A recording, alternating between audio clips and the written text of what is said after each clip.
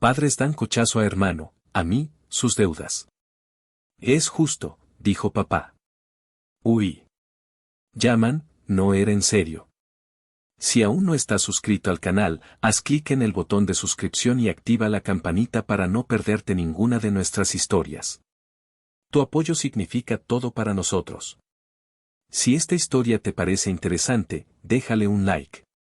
También me encantaría saber de qué ciudad eres, déjanos el nombre de tu ciudad en los comentarios. Ahora, empecemos con la historia. Hola a todos, soy yo, Javier, y lo que les voy a contar es algo que todavía me cuesta procesar, pero necesito sacarlo. Siempre fui el hijo responsable, el comprensivo, el que no daba problemas en casa. Mientras mi hermano menor, Bruno, era el sol alrededor del cual giraba todo el universo familiar, yo era más bien un satélite discreto, útil para ciertas cosas, pero raramente el centro de atención. Él, con su carisma y su facilidad para conseguir lo que quería, siempre fue el niño de oro. Yo, en cambio, el ingeniero en ciernes, el pragmático, el que, según mis padres, entendía las cosas. Y vaya que las entendí, pero no de la manera que ellos esperaban. Mi graduación de ingeniería estaba a la vuelta de la esquina, un logro que me había costado noches de desvelo, trabajos de medio tiempo y un sinfín de sacrificios. Pero cualquier emoción que pudiera sentir se veía opacada por la inminente celebración de Bruno, quien se graduaba de una carrera mucho más ligera unas semanas antes. Y como siempre, su evento prometía ser en grande.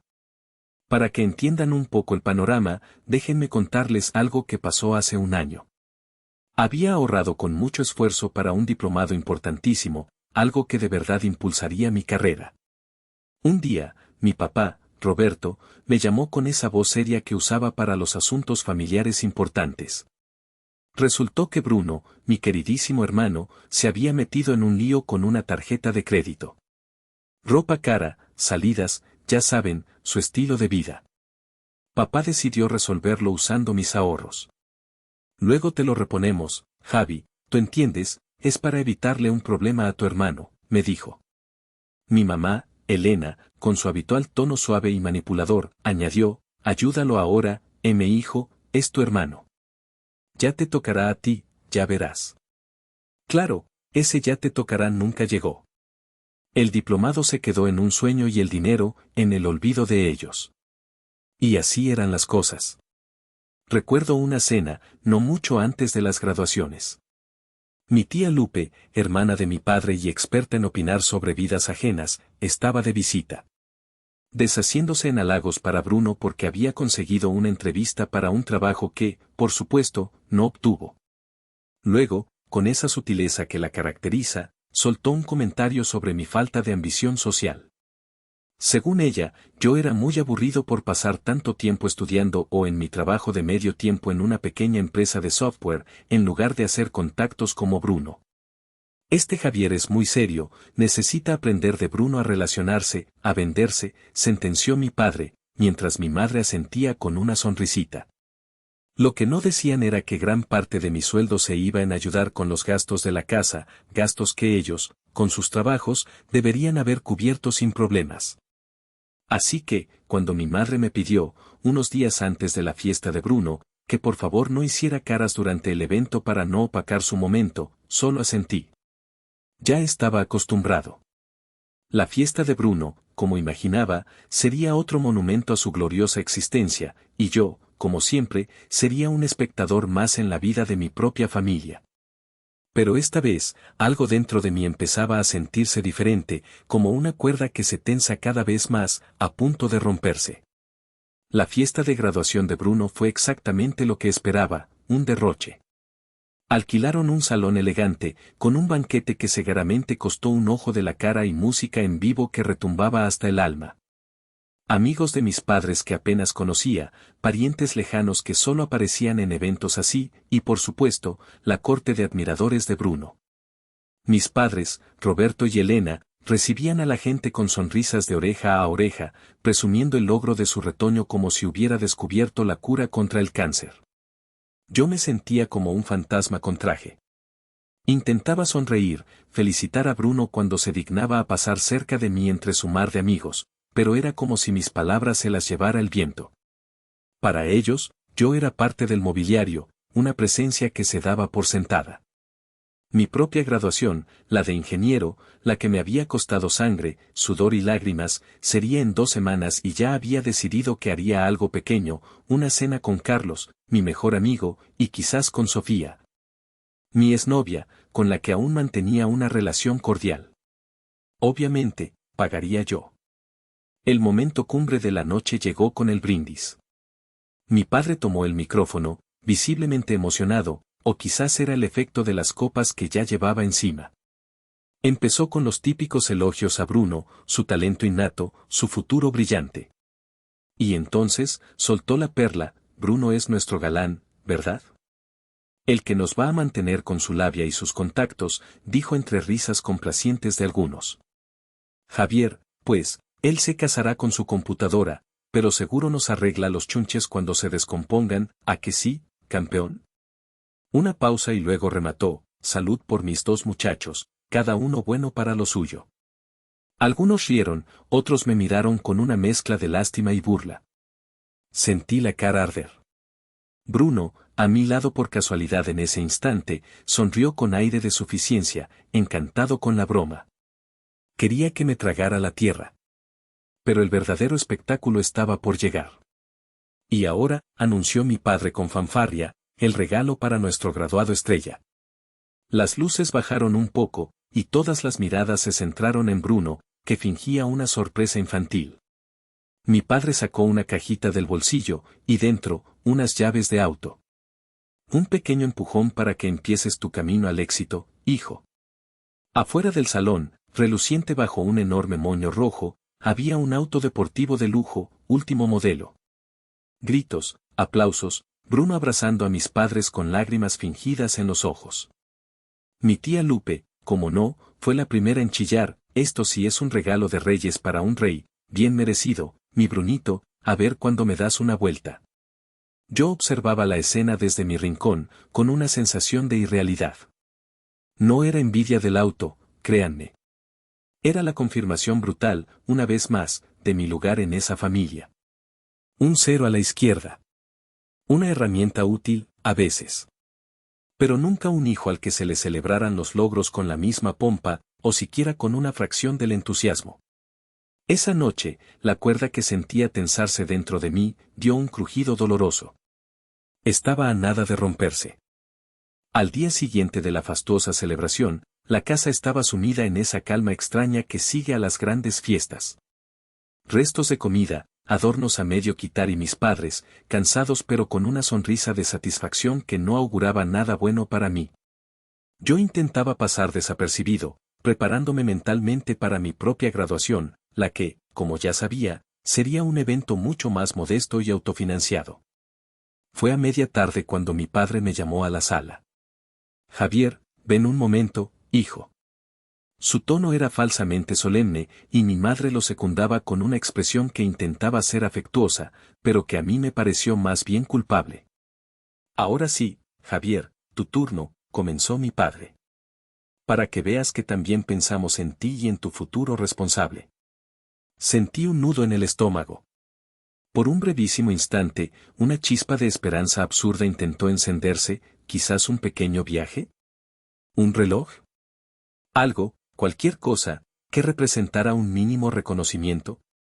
Me extendió un sobre grande, color manila, de esos tamaño oficio. Pesaba un poco. Lo tomé con manos temblorosas. Ábrelo, dijo mi madre con una sonrisita nerviosa. Dentro no había ningún cheque, ninguna carta de felicitación elaborada. Lo que encontré fue un fajo grueso de papeles, estados de cuenta de tarjetas departamentales de mi madre, todas al límite, con cargos de tiendas de ropa caras y restaurantes que yo sabía eran para consentir a Bruno. Había también documentos de préstamos personales a nombre de mi padre, de esos con intereses altísimos, que seguramente había pedido para tapar alguno de los hoyos financieros que Bruno solía causar con sus emprendimientos fallidos o sus deudas de juego ocasionales. Y, coronando el montón, una nota escrita a mano por mi padre en una hoja de cuaderno. La leí con el aliento contenido, aunque mi cerebro ya se negaba a procesar lo que mis ojos veían. Decía, tu hermano necesita el coche para sus relaciones públicas y tú necesitas aprender a manejar las finanzas de una familia. Es tu responsabilidad como ingeniero y como hijo mayor. Considera esto tu verdadera graduación a la vida adulta. Es lo justo. Levanté la vista, aturdido. La sonrisa de mi padre era una mueca cruel. Es lo justo, hijo, repitió, saboreando las palabras. Bruno necesitará todo el apoyo para su nuevo trabajo, ya sabes, contactos, imagen. Tú, con esa cabeza tuya para los números y la organización, seguro encuentras la forma de liquidar esto. Es una inversión en el futuro de la familia. Mi madre intervino, con su voz melosa, y apúrate en organizar los pagos, hijo, porque tu tía Lupe nos va a echar la mano con un dinerito para arreglar la fachada de la casa antes de la boda de tu prima Brenda. Y pues hay que tenerle listo su pago lo antes posible, ya sabes cómo es. O sea, no solo me encasquetaban sus deudas, sino que ya estaban planeando cómo endeudarme más a través de mí. En ese momento, Bruno entró a la sala, bostezando, recién levantado a las 3 de la tarde. Vio los papeles en mis manos, escuchó la última parte de la perorata de mi madre y soltó con toda la desfachatez del mundo, órale, Javi. A chambearle duro para pagarte el honor de ser mi hermano mayor y nuestro banquero particular, y luego, dirigiéndose a mi padre, pa, ¿me das para la gasolina del nuevo juguetito?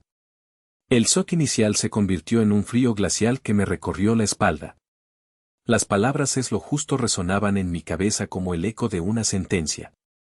Este no era un regalo, era una condena. Una bofetada con la mano abierta que me dejaba claro, sin sombra de duda, cuál era mi verdadero valor para ellos. Esa noche no dormí. La rabia, la humillación y una tristeza helada me mantenían despierto. Daba vueltas en la cama, releyendo mentalmente la nota de mi padre, repasando cada palabra, cada justificación absurda.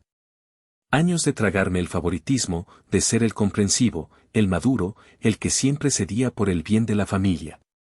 ¿Y para qué? Para convertirme en el basurero financiero de sus irresponsabilidades y de los caprichos de Bruno. Pero entre toda esa tormenta de emociones, una idea empezó a tomar forma, fría y clara como el acero, no iba a permitirlo. No esta vez. Esta era la gota que derramaba el vaso, el insulto final que rompía la última fibra de lealtad filial mal entendida. Con una determinación que nunca antes había sentido, me levanté antes del amanecer. Mientras la casa seguía en silencio, y mis padres y Bruno dormían plácidamente ajenos a la tormenta que habían desatado en mí, empecé a actuar. Con movimientos sigilosos, reuní todos mis documentos importantes, mi acta de nacimiento, mis certificados de estudios, mi pasaporte, mi título universitario que apenas tenía unos días de haber recogido. Empaqué una maleta con lo esencial, la poca ropa que realmente me importaba, mi laptop vieja pero funcional, un par de libros y un pequeño cofre de madera donde guardaba mis escasos ahorros. Producto de mi trabajo de medio tiempo, dinero que había logrado mantener en secreto y fuera de su alcance. Gracias a un consejo de Carlos, mi mejor amigo, había abierto una cuenta bancaria separada hacía tiempo, por si las moscas, me había dicho él. Bendita precaución. Hice una transferencia rápida desde mi celular. Cuando el sol apenas empezaba a despuntar, bajé a la cocina. Preparé un café, más por el ritual que por las ganas. Necesitaba tener la cabeza despejada para lo que venía. Mis padres aparecieron poco después, somnolientos. Mi padre, al verme con la maleta a los pies, enarcó una ceja con su habitual aire de superioridad. «¿Y ahora qué mosca te picó, a dónde crees que vas tan temprano con esa pinta?», preguntó con un tono entre burlón y molesto. Me giré para enfrentarlos, sintiendo como el nudo en mi garganta se disolvía para dar paso a una voz tranquila, pero cargada de una firmeza que ni yo mismo sabía que poseía. «Me voy», anuncié, mirándolos directamente a los ojos. «Me quedó muy claro ayer cuál es mi valor para ustedes y cuál es la herencia que me tienen destinada». Levanté ligeramente el sobre con sus deudas, que había dejado sobre la mesa. Este es el resultado de su tan mentada justicia. De ahora en adelante, asuman ustedes las consecuencias de sus decisiones y de su favoritismo. Ya no cuenten conmigo para ser su red de seguridad, ni su cajero automático. Mi madre abrió la boca, segaramente para iniciar una de sus letanías de victimismo. Pero Javier, ¿cómo puedes decir eso? Somos tu familia, después de todo lo que hemos hecho por ti. La interrumpí, algo que nunca antes me había atrevido a hacer. Una familia no le hace esto a un hijo, dije, con la voz aún calmada pero cortante como un cuchillo. Ustedes cruzaron una línea que no tiene retorno. Adiós. Tomé mi maleta y caminé hacia la puerta. No esperé respuesta. No había nada más que decir. Al cerrar la puerta detrás de mí, sentí un peso enorme quitarse de mis hombros, pero también el vértigo del vacío. Afuera, Carlos ya me esperaba en su bochito. Le había llamado de madrugada, con la voz entrecortada, y él, sin hacerme preguntas, solo dijo, voy para allá. Ese era Carlos, un verdadero hermano. Subí al auto, y mientras nos alejábamos, no miré atrás. Una etapa de mi vida, la de ser el hijo sumiso y conveniente, había terminado para siempre. Los primeros días fueron un torbellino. Carlos me acogió en su pequeño departamento sin chistar, dándome el espacio y el tiempo que necesitaba para procesar todo. La sensación de libertad era embriagadora, pero también venía acompañada de una punzada de dolor y de incertidumbre. ¿Había hecho lo correcto? La respuesta siempre era un sí rotundo, pero la costumbre de años de manipulación a veces susurraba dudas en mi cabeza. Lo primero fue asegurar mi futuro inmediato. Con la ayuda de Carlos, empecé a buscar un pequeño departamento para mí solo. No quería abusar de su hospitalidad y necesitaba mi propio espacio para empezar de cero. Encontramos un cuartito modesto pero limpio en una colonia tranquila, nada lujoso, pero era mío. La primera noche que dormí ahí, en un colchón inflable que Carlos me prestó, sentí una paz que no recordaba haber experimentado nunca en la casa de mis padres. Paralelamente, y siguiendo otro sabio consejo de Carlos, busqué asesoría legal. Él conocía a un abogado, el licenciado Gutiérrez, un tipo mayor, muy directo y con fama de ser bueno en asuntos familiares y civiles.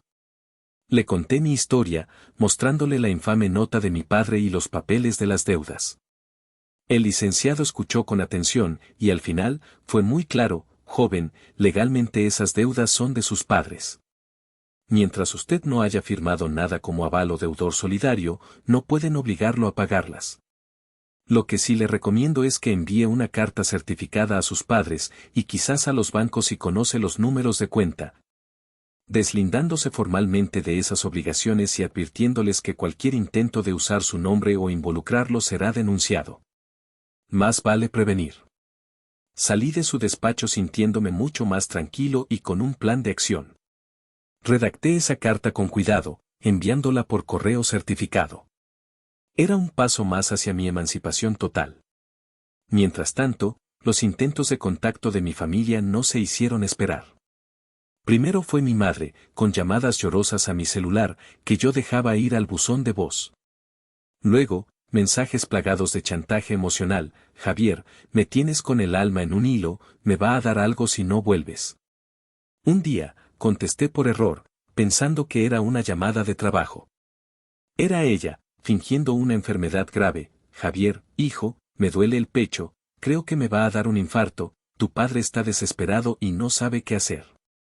Con una frialdad que me sorprendió a mí mismo, le respondí, mamá, qué terrible. Bruno está en casa, ¿verdad? Dile que él puede llamar a una ambulancia o llevarte al doctor en su coche nuevo.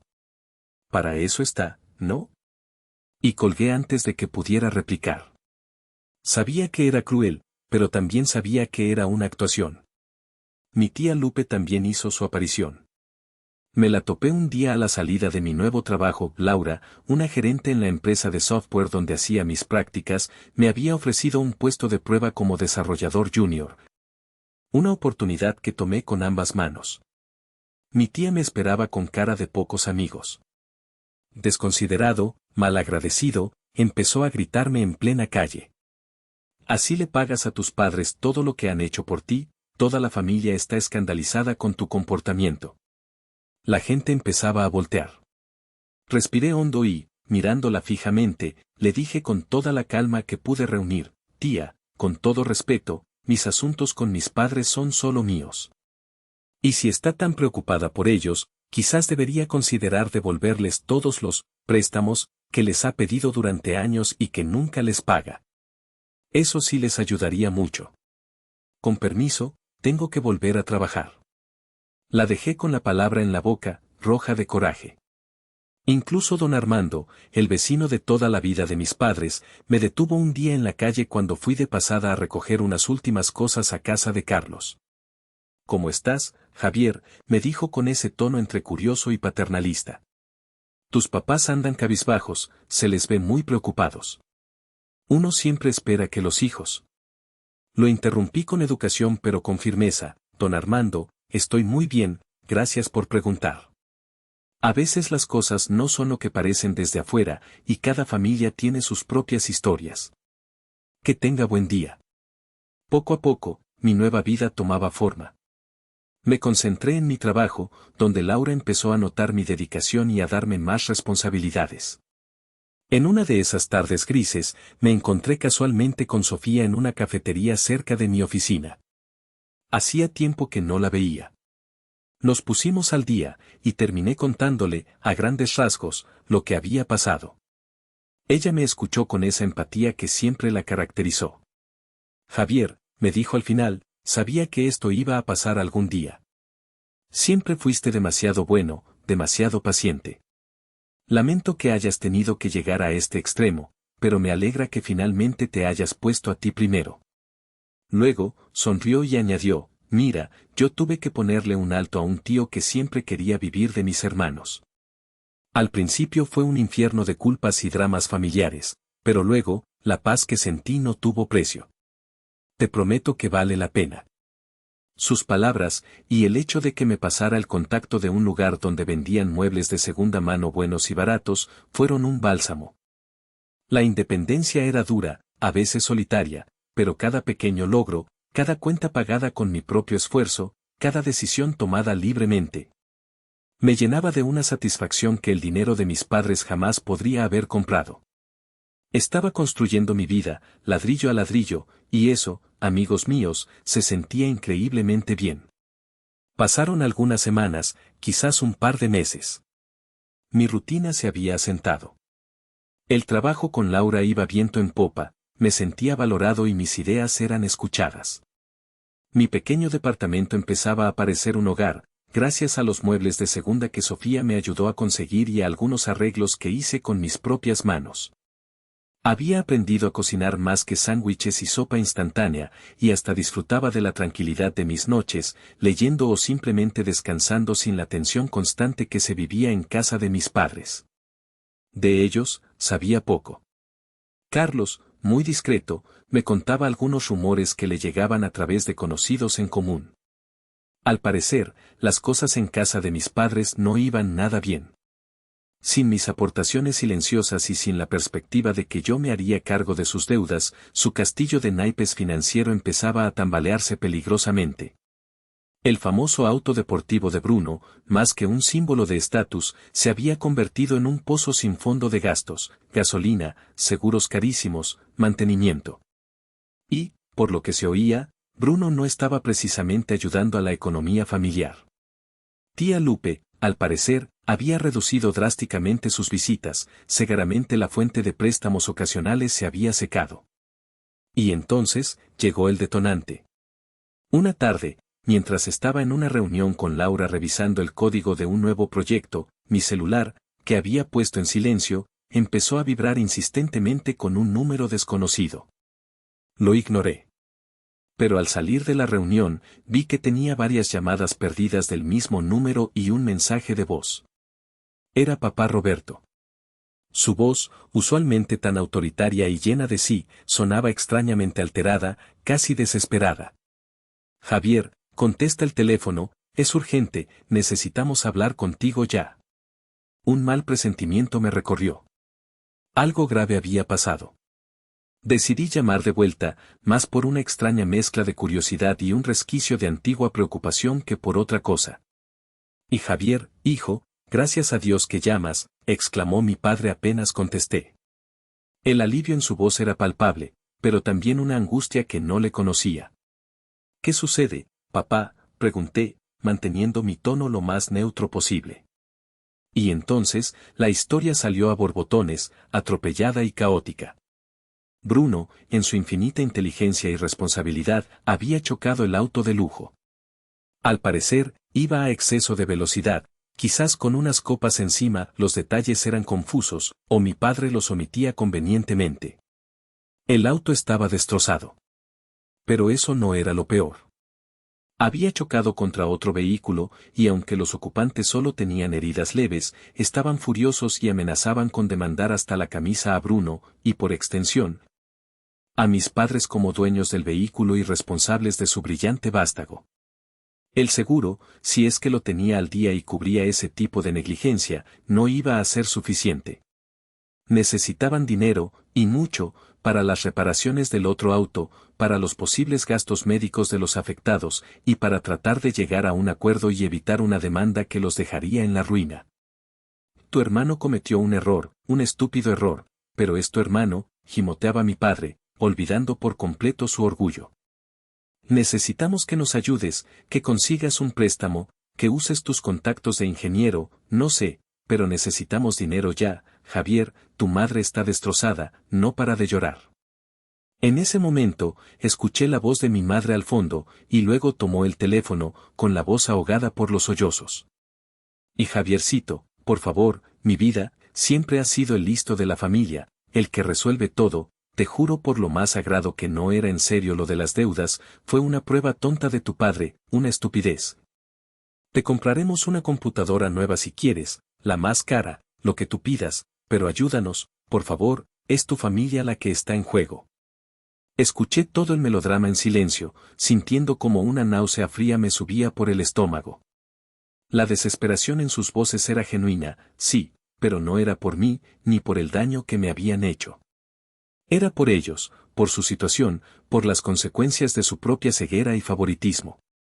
Intentaron una última carta, no es momento para reclamos, Javier, gritó mi padre, arrebatándole el teléfono a mi madre. Esto es una emergencia familiar, si nos ayudas ahora, te juro que reconsideraremos lo de las deudas, vemos cómo le hacemos, las pagamos entre todos, empezamos de cero. ¿Empezar de cero? ¿Como si nada hubiera pasado? La pregunta quedó flotando en el aire, cargada de ironía. ¿Y qué pasará la próxima vez que Bruno necesite algo o cometa otro error? Pensé para mis adentros. ¿Volveré a ser el justo, responsable de limpiar su desastre? Sabía la respuesta. Y ellos, en el fondo, también. Respiré hondo, dejando que el torrente de súplicas y excusas de mis padres se asentara en mi mente. La urgencia en sus voces era casi palpable a través del teléfono, pero esta vez, no logró traspasar la barrera de hielo que se había formado alrededor de mi corazón, al menos en lo que a ellos respectaba. Ya no era el Javier ingenuo que corría a solucionar sus problemas. Papá, mamá, comencé, y mi voz sonó más firme y serena de lo que me sentía por dentro. Lamento mucho que estén pasando por esta situación, de verdad que lo lamento. Sé que debe ser muy estresante. Hice una pausa, permitiendo que un atisbo de falsa esperanza quizás se encendiera en ellos. Pero, continué, y la palabra cayó como una piedra en un estanque, esta vez, la solución no va a venir de mí. Se hizo un silencio al otro lado de la línea, un silencio cargado de incredulidad. Pude casi oír sus cerebros tratando de procesar mis palabras. Bruno es un adulto, proseguí con la misma calma metódica. Ustedes son adultos. Él cometió el error, él conducía el auto que ustedes le regalaron con tanto bombo y platillo. Así que él, y ustedes como sus padres y dueños del vehículo, son los que tienen que encontrar la manera de resolver esto. Tienen el auto, aunque esté chocado, quizás puedan venderlo para partes, o pedir un préstamo ustedes mismos, con las mismas condiciones con las que pretendían que yo me hiciera cargo de sus deudas anteriores. Pero, Javier, somos tu familia, balbuceó mi madre, el llanto ahora teñido de indignación. Sí, lo son, respondí. Y como familia, deberían haber pensado en las consecuencias de sus acciones y de su favoritismo mucho antes.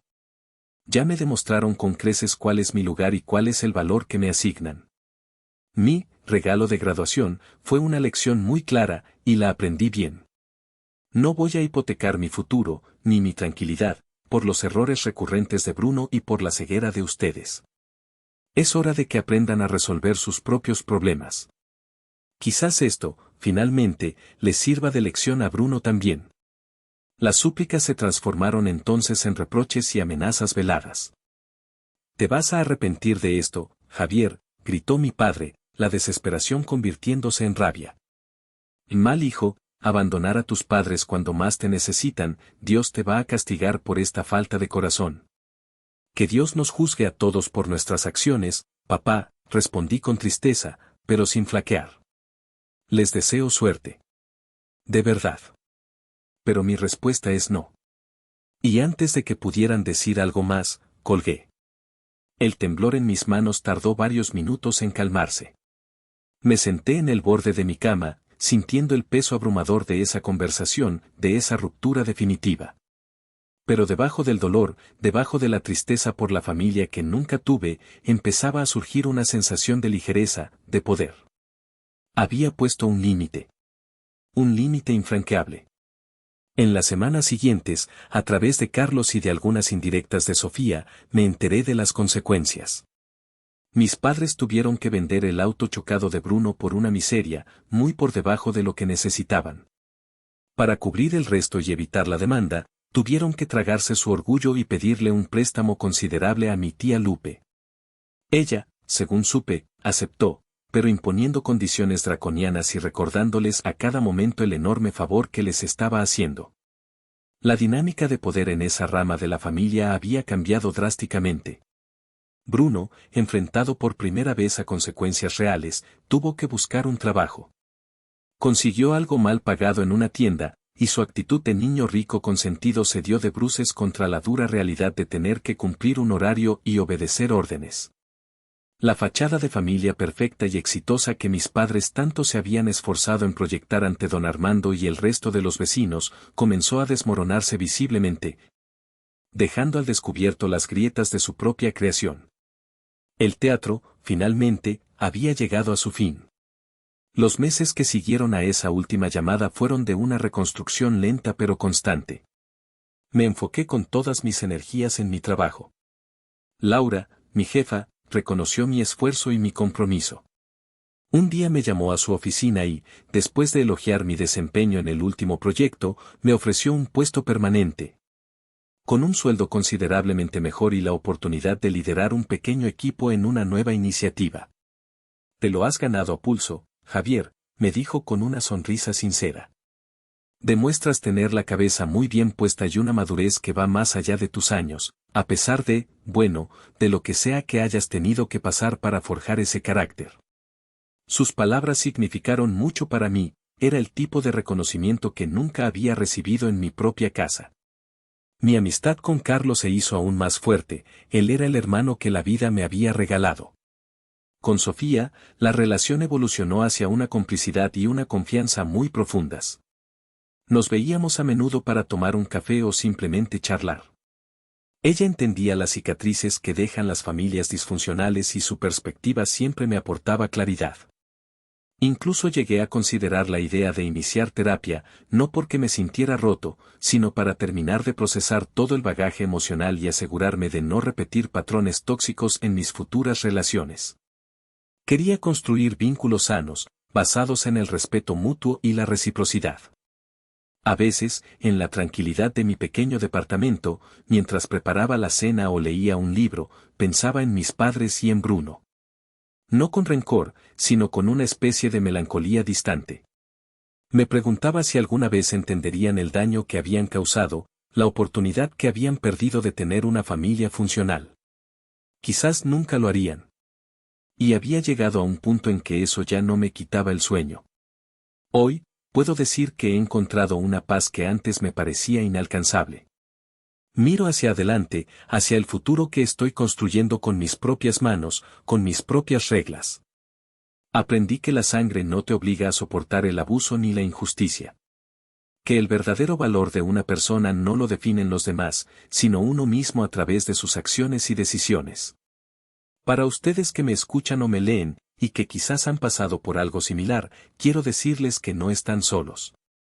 Poner límites es doloroso, especialmente con la propia familia, pero a veces es el acto de amor propio más grande que podemos hacer. ¿Creen que hice lo correcto? ¿Cómo encontraron ustedes la fuerza para sanar y seguir adelante? A veces, el silencio de aquellos que nos hirieron es la respuesta más elocuente, y la paz que uno finalmente encuentra, se convierte en el mejor y más dulce de los regalos. Gracias por escuchar mi historia.